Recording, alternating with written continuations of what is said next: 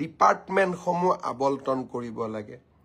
ডিপাৰ্টমেণ্টসমূহ আবলটন কৰাৰ পিছত ডাইৰেক্টৰেটবিলাক আবলটন কৰিব লাগিব।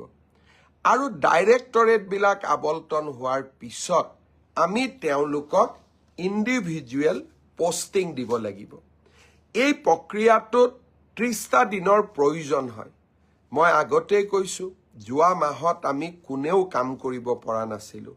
মই চেষ্টা কৰিছোঁ নৱেম্বৰৰ শেষত নহ'লে ডিচেম্বৰৰ প্ৰথম ভাগতে এডিআৰিৰ 4ৰ্থ আৰু 3য় বৰ্গৰ আমি নিযুক্তি পত্ৰসমূহ বিতৰণ কৰিম। প্ৰক্ৰিয়াটো চলি আছে, প্ৰক্ৰিয়াটো চলিব দিয়ক, কাৰণ এই প্ৰক্ৰিয়াটো স্বচ্ছ হোৱাৰ প্ৰয়োজনীয়তা আছে।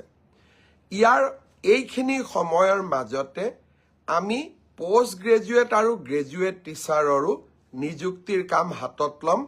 আপোনালোকে দিয়া অপশ্যন অনুসৰি আপোনালোকক যাতে আমি নিযুক্তি দিব পাৰোঁ, তাৰ বাবে শিক্ষা বিভাগে ইতিমধ্যে কাম হাতত লৈছে। মই খুব সোনকালে আপোনালোকক নিযুক্তিৰ তাৰিখটো জনাম। স্বাস্থ্য বিভাগৰ নিযুক্তিও এই মাহতে আমি প্ৰদান কৰিম।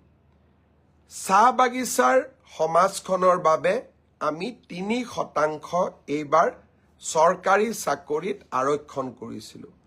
গোটেইকেইটা নিযুক্তি দিয়াৰ পিছত আমি চাহ বাগিচাৰ যুৱক যুৱতীসকলক পৃথকে 3%ত উত্তীৰ্ণ হোৱা